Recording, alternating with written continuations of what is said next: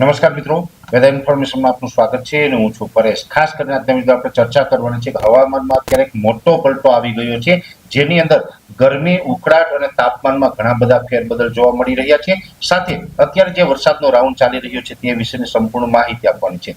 સૌપ્રથમ તો આપને એ જણાવી દઉં કે આમ તો 3 તારીખથી જે રાજ્યની અંદર અલગ અલગ વિસ્તારોમાં વરસાદો ચાલુ થયા છે. આજે થઈ ગઈ છે 4 તારીખ, એટલે આમ જોવા જઈએ તો છેલ્લા 2 દિવસથી ગઈકાલ ને આજે એમ 2 દિવસથી રાજ્યના અનેક વિસ્તારોની અંદર ખૂબ સારા વરસાદો છે એ નોંધાયા છે. એમાં એક રાજસ્થાનના દક્ષિણ પૂર્વ ભાગવાળી સિસ્ટમ છે એ આપણા ઉત્તર ગુજરાત ઉપર આવી, જેને કારણે ઉત્તર ગુજરાતમાં વરસાદો પડ્યા. એ પછી જે મધ્યપ્રદેશ ઉપર એક સિસ્ટમ છે, જે સિસ્ટમની અસરથી આપણે દક્ષિણ ગુજરાત અને સૌરાષ્ટ્રમાં પણ સારા વરસાદો નોંધાયા છે. હવે આવનારા સમયમાં હજુ આપણે જે પ્રમાણે આગાહી છે 10-11 તારીખ સુધી આ વરસાદો ચાલુ રહેવાના છે, જેમાં મધ્યપ્રદેશ ઉપર જે સિસ્ટમ છે એ લગભગ આવતીકાલે 5 તારીખે મોડી રાતે અથવા 6 તારીખે વહેલી સવારે ગુજરાત સુધી પહોંચી જાય તેવી શક્યતાઓ છે ને ગુજરાતના મધ્ય ભાગ ઉપર એટલે કે મધ્ય ગુજરાત ઉપર થઈને પશ્ચિમ દિશા તરફ પસાર થવાની છે. એટલે આ પ્રકારની જે આપણી આગાહી છે એ મુજબ રાજ્યની અંદર વરસાદો પડવાના છે.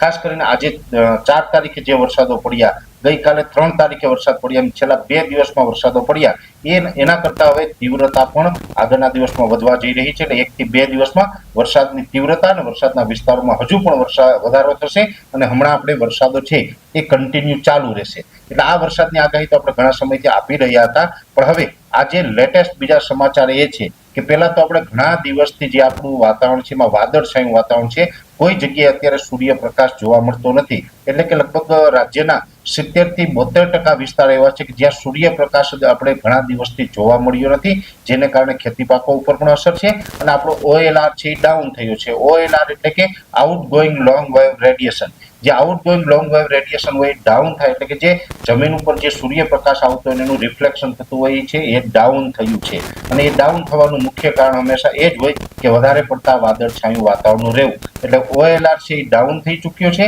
અને એની સાથે તાપમાનમાં એક મોટો ફેરફાર થયો છે. તાપમાનમાં મોટો ફેરફાર એ થયો છે કે છેલ્લા ઘણા દિવસથી ભલે આપણે વરસાદી માહોલ હતો છતાં પણ આપણું તાપમાન છે ક્યાંય ને ક્યાંય લઘુત્તમ અને મહત્તમ તાપમાન બંને ઊંચા હતા. પણ હવે આ ગઈકાલથી એટલે કે છેલ્લી 24 કલાકની અંદર તાપમાન ઘણું બધું નીચું આવ્યું છે.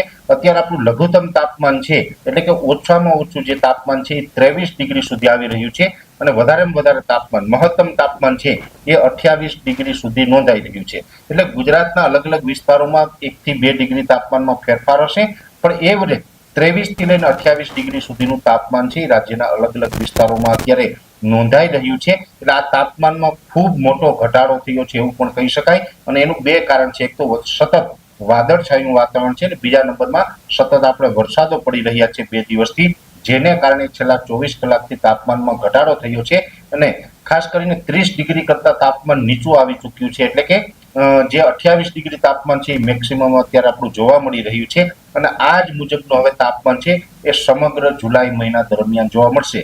જુલાઈ મહિના દરમિયાન હવે 30 ડિગ્રી કરતા તાપમાન ઊંચું જાય તેવી શક્યતાઓ કોઈ હાલ દેખાતી નથી. એટલે હવે તાપમાન નીચું જોવા મળશે. સતત આપણે ઉનાળામાં જે ઊંચા તાપમાનનો સામનો કરતા હતા એમાં હવે આપણે રાહત મળી ગઈ છે અને હવે આપણે આ તાપમાનમાં કોઈ મોટો વધારો હમણાં થાય તેવી શક્યતાઓ હાલ દેખાતી નથી. બીજી વાત છે કે અમે આમ તો મે મહિના દરમિયાનથી કહેતા આવ્યા છે કે જે ગરમી, ઉકળાટ અને જે બફારો હોય છે આ બફારો છે એ સતત મે મહિનામાં પણ જોવા મળ્યો અને જૂન મહિનામાં પણ સતત આપણે બફારો જોવા મળ્યો. ત્યારે પણ આપણે જણાવતા હતા કે જૂન મહિના દરમિયાન કદાચ વરસાદ થશે તો પણ જે ગરમી ઉકળાટ છે આપણે યથાવત રહેશે. એ જ મુજબના ગરમી ઉકળાટ છે એ અત્યાર સુધી ચાલુ રહ્યા, પણ હવે છેલ્લા 2 દિવસથી એટલે કે છેલ્લા 48 કલાકથી ગરમી ઉકળાટમાં પણ મોટો ઘટાડો થયો છે. આ એક ચોક્કસથી છે કે અમુક શહેરી વિસ્તારો હોય, ગીચતાવાળા વિસ્તાર હશે એમાં કદાચ હજુ થોડું ઘણું ગરમીનું પ્રમાણ છે એ જોવા મળતું હશે, પણ છતાં જે આપણે જૂન મહિનામાં ગરમી હતી એ ગરમીની અંદર લગભગ 70 થી 73% ઘટાડો નોંધાયો છે. એટલે કે હ્યુમિડિટી છે એની અંદર ઘણા બધા ફેરફારો થયા છે અને ગરમી ઉકળાટમાંથી આપણે ઘણી બધી રાહત મળી છે. હવે આ જુલાઈ મહિના દરમિયાન કોઈ જ પ્રકારે ગરમી ઉકળાટ કે બફારામાં વધારો થાય તેવી શક્યતાઓ નથી. એટલે ખાસ કરીને આ વિડીયોની અંદર 3-4 પોઈન્ટ છે મહત્વના કહેવાના હતા. જે પ્રમાણે આપણે ઘણા દિવસથી વરસાદની આગાહી છે ચાલુ રહેવાની છે, OLR ડાઉન થયો છે, એ સાથે તાપમાન પણ ઘણું બધું હવે આપણે ઘટી ચૂક્યું છે અને સાથે સાથે ગરમી, ઉકળાટ અને બફારામાં પણ હવે છેલ્લા 48 કલાકથી એટલે કે 2 દિવસથી આપણે મોટી રાહત મળી છે અને હવે આ જ પ્રકારનું વાતાવરણ છે એ સમગ્ર જુલાઈ મહિના દરમિયાન જોવા મળે એટલે હવે આપણે ગરમી ઉકળાટ અને બફારામાંથી આ જુલાઈ મહિનાના પ્રથમ અઠવાડિયામાં રાહત મળી ગઈ એવું ચોક્કસથી કહી શકાય છે. એટલે આ હતી જુલાઈ મહિનામાં જે હવામાનમાં મોટો ફેરફાર થયો, એક મોટો પલટો આવ્યો એની માહિતી.